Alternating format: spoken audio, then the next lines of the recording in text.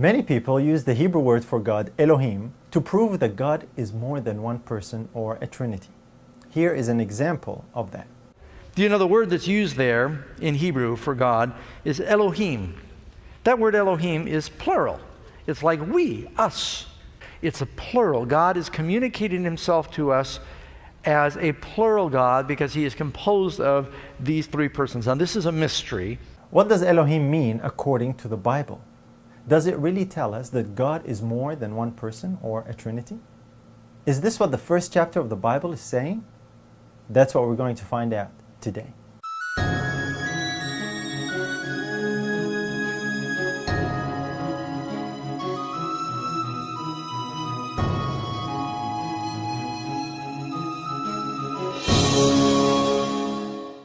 Hi everyone, my name is Nader Mansour and welcome to Prove All Things, where we explore current issues and questions in light of the Bible.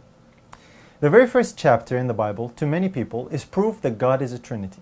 The reason is the Hebrew word for God used there, Elohim. Here is Genesis 1:1. In the beginning, God created the heaven and the earth. The Hebrew word Elohim is the plural form of the Hebrew word El and Eloah, which is the word for God. Because it is plural, it is claimed that this signifies that God is some kind of a plurality, most popularly, the Trinity.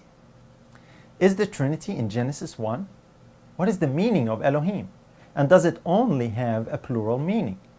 The answer is no. Here is how Brown Driver Briggs' Hebrew lexicon defines it, as plural when referring to rulers, judges, divine ones, angels, and gods. That's the meaning many people read in Genesis 1. That it's referring to a plurality, that God is more than one. But there is another meaning. Number 2, plural intensive, singular meaning, God, goddess, godlike one, works or special possessions of God, and the true God. It says that this meaning, the singular, is applicable to the true God. Most times Elohim refers to the true God and other times to the gods of the heathen. Even though it is a plural word, it does have a singular meaning. The context and grammar in Genesis 1:1 is clear that it is singular in meaning. This is self-evident from the fact that the verb created, in Hebrew bara, is in the singular. Thus it denotes greatness and majesty rather than plurality. There are many examples of how the plural Elohim can be used to convey a singular meaning. In Exodus 7:1, God actually calls Moses Elohim. And the Lord said unto Moses, See, I have made thee a god to Pharaoh, and Aaron thy brother shall be thy prophet. Why would God use the plural word Elohim when talking about Moses? It's pretty obvious that Moses was not more than one person. God was going to magnify Moses in the eyes of Pharaoh. Here's how Exodus 11:3 puts it. Moreover, the man Moses was very great in the land of Egypt, in the sight of Pharaoh's servants, and in the sight of the people. That was because God made him Elohim to Pharaoh. It meant very great, not multiples of Moses. There are literally hundreds of similar examples that we could use. The point is really simple. Elohim does not always imply a plurality. The great majority of its appearances in the Bible are actually with a singular meaning. Malachi, the last prophet of the Old Testament, confirms that Elohim in Genesis is only referring to one person. Here's what it says in Malachi 2:10. Have we not all one Father? Hath not one God created us? The Creator Elohim is only one, not more than one. He is one Father. This is the consistent teaching and understanding of the Hebrews when it comes to the word Elohim. When it comes to the true God, it is always, without a single exception, singular in meaning, denoting supreme greatness and majesty. Someone might say, but it has to be more than one because God says us in Genesis. That means there is more than one. This is the plurality of God. This is the Trinity. Here it is in Genesis 1:26. And God said, let us make man in our image after our likeness. Let's just stop and think for a minute. When a speaker says us, it doesn't mean he is more than one, but it does mean that he is addressing someone else. Malachi said that the one Elohim is one Father. It was the Father speaking to someone when he said, let us make man. Who he is speaking to is listening to what's being said by Elohim. He's not talking at the same time. He's not saying the same thing. So the question is, who was Elohim, the Father, talking to? The Bible gives us the answer. Ephesians 3:9 says that it was God who created all things by Jesus Christ. And in Hebrews 1:2 it tells us that God the Father created all things by His Son. And the wise man in Proverbs 30 verse 4 asks a series of questions relating to creation. Who hath ascended up into heaven or descended? Who hath gathered the wind in his fists? Who hath bound the waters in a garment?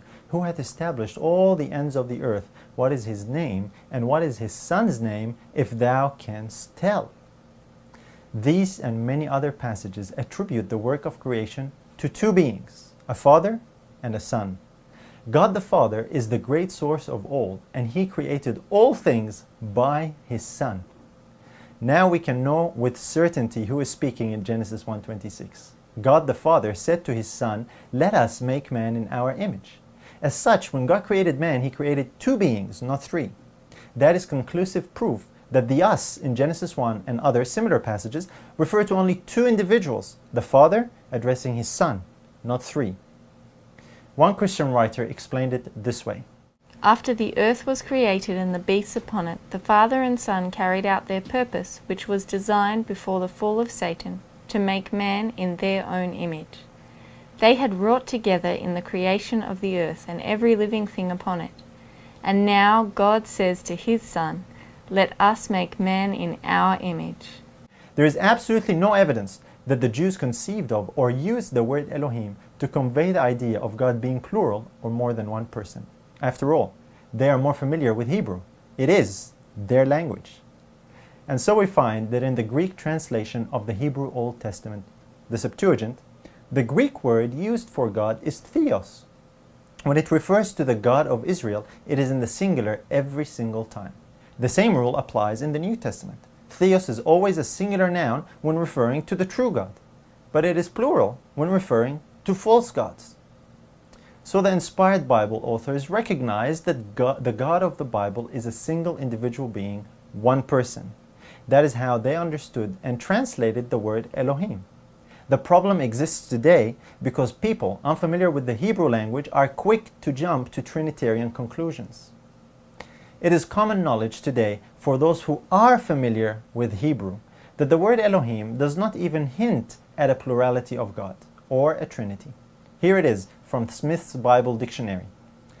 The fanciful idea that it referred to the Trinity of persons in the Godhead hardly finds now a supporter among scholars.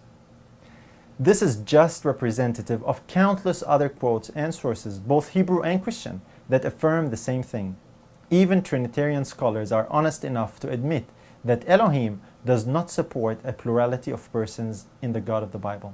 Here is how one scholar puts it.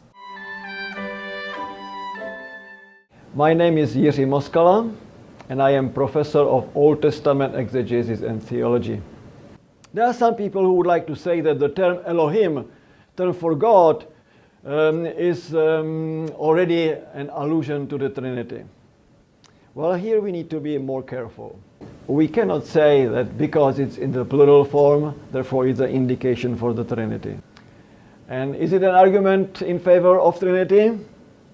And I have to say here, no, it is not. Unfortunately, no. So in conclusion, the word Elohim is a fitting and appropriate title for the true and living God. It doesn't mean that He is more than one person, but it does mean that He is the fullness of majesty and greatness. He is the one God and Father of all who is above all. This is the Elohim of the Bible. We'd love to hear from you, so if you have any questions you'd like to ask, you can email us on our website in the link below. And if this is your first time here, we'd love to have you subscribe. We share timely, present truth messages that will challenge you and draw you closer to God. Thanks for watching, and see you next time on Prove All Things.